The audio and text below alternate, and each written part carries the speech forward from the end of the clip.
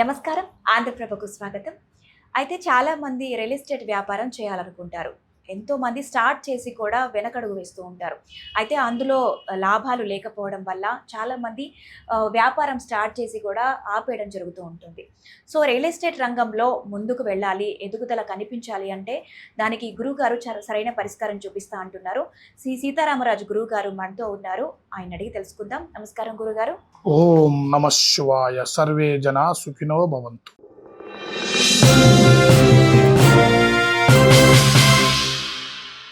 గురుగారు, real estate రంగం చేయాలని చెప్పి ఆ రంగంలో ఎదుగుదల చూడాలని చెప్పి చాలా మంది అనుకుంటూ ఉంటారు. అది స్టార్ట్ చేస్తారు కూడా. స్టార్ట్ చేసిన తర్వాత చాలా మంది ఎదుగుదల కనిపించక వెనకడుగు వేస్తూ ఉంటారు. సో అలాంటి వారికి మీరు ఎలాంటి పరిష్కారం చూపిస్తూ ఉంటారు? వాస్తవానికైతే తల్లి, ఇప్పుడు ఉండవలసిన రంగం అనేది రియల్ ఎస్టేట్ చాలా మూలమైనది. భూలక్ష్మి అంటారు. ఈ భూలక్ష్మి పరంగా చాలామందికి కొంతమంది కష్టపడి పడకముందే ఎదుగుతూ ఉంటారు. కొంతమంది ఎంత కష్టపడ్డా కానీ ఎదుగుదల ఆగిపోతూ ఉంటుంది. ఎవరికి ఈ భూమి కొనుక్కొని ఆ భూమి కొనుక్కొని 10 రకాలుగా నడవడి చేసినా కానీ అది సేల్ కాక ఇబ్బందులు పడుతూ ఉంటారు.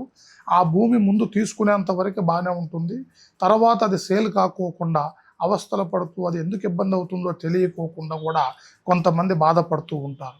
ముఖ్యంగా అనేది ఈ రంగంలో ఉండవలసిన కొంతమందికి చెప్పాల్సిన విషయాలు ఏంటంటే, మనిషి ఎదుగుదల యోగ బలం అనేది అకస్మాత్తుగా నడుచుకుంటూ పోయేదే రియల్ ఎస్టేట్ సంస్థ. ఈ సంస్థలో మనిషికి అది అనుకూలం అయ్యింది అని అంటే అతి త్వరలోనే మంచి అభివృద్ధి, మంచి సంస్థ నుంచి డెవలప్మెంట్ అయిపోవటం, ఆ మనిషి కొన్ని రోజులలోనే మంచి స్థాయిలో నిలబడిపోతూ ఉంటారు. కొంతమంది సంవత్సరాల కొద్ది యుద్ధం చేస్తున్నా కానీ దాంట్లో మంచిగా రానిలేక, ఎదుగుదల లేక, అనుకూలత లేకోకుండా జరుగుతుంది కొంతమందికి. ముఖ్యంగా మన జాతక చక్రంలో ఉండవలసిన రంగం ఆ రంగానికి బలంగా షూట్ అవుతుందా లేదా ముఖ్యంగా తెలుసుకోవాలి.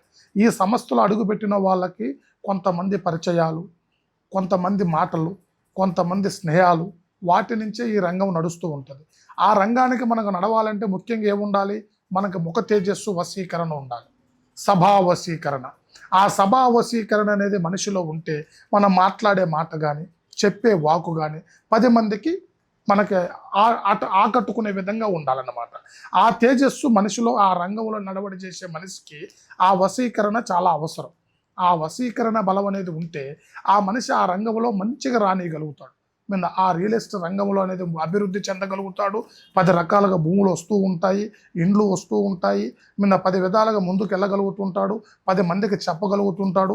అతనిలో ఆ మనిషిలో ఉండవలసిన ఆ తేజస్సు పెంచే విధంగా మన దగ్గర వశీకరణ, సభా వశీకరణ బంధం అనేది మనం ఏర్పాటు చేయొచ్చు. కొంతమందిలో ఈ రంగంలో ఉండవలసిన వాళ్ళ మీద ఎక్కువగా నరదృష్టి ఎక్కువగా ఉంటుంది. ఆ నర ప్రభావం వల్ల కూడా, ఆ చెడు దృష్టి వల్ల కూడా మనిషి ముందుకు వెళ్తూ టక్కన ఆగిపోతాడు. ఎదగలేకోకుండా అక్కడే బ్రేక్ అయిపోతుంటాడు. ఆ లక్ష్మి కూడా ముందుకు రాదు అతనికి. ఎందువల్ల? ఆ దృష్టి ఎఫెక్ట్ అతనికి పడటం వల్ల. ఆ నరదృష్టి ప్రభావం అతనికి ఎప్పుడైతే పడిపోతుందో ఆ మనిషి ఆ రంగంలోనే ఎక్కడైతే ఉంటాడో అక్కడే ఆగిపోతూ ఉంటాడనమాట. కొంతమంది సంస్థలు ఏర్పాటు చేసిన వాళ్ళు కూడా ఇలాంటి చెడు సూపుల వల్లనే ఆ రంగంలో ఉండవలసిన వాళ్ళు ఎక్కడున్న వాళ్ళు అక్కడే అయిపోయారు. ఎందుకంటే ఇలాంటి వాళ్ళ మీద ఎక్కువగా దృష్టి ఎఫెక్ట్ ఉంటుంది. కొంతమందికి వశీకరణ ఉండదు. ఈ వశీకరణ ఏర్పాటు చేసుకోవటం వల్ల ఆ మనుషులలో చాలా వరకు అభివృద్ధి చెందుతారు. ఆ రంగంలో ముందుకు వెళ్ళగలుగుతారు. మంచి సంపాదకులు అవుతారు. మంచి యోగ బలం ఏర్పడుతుంది. ఆ భూలక్ష్మి వాళ్ళకి కటాక్షిస్తుంది. అన్ని రకాలుగా ముందుకు నడుస్తుందని నా ఒక ఆలోచన. గురుగారు చెప్పింది విన్నారు కదా. ఇప్పుడే కొత్తగా రియల్ ఎస్టేట్ రంగాన్ని స్టార్ట్ చేయాలనుకుంటున్నారా? అలాగే స్టార్ట్ చేసిన తర్వాత మీరు ఒడిదుడుకులు ఎదుర్కొంటున్నారా? అయితే గురువుగారు చక్కని పరిష్కారం చెబుతా అంటున్నారు. అయితే స్క్రీన్పై కనిపిస్తున్న ఈ నంబర్కి కాల్ చేయండి. గురువుగారు అందుబాటులో ఉంటారు. శ్రీ శివశక్తి జ్యోతిష్యాలయం, సీతారామరాజు గురువుగారు. నమస్కారం.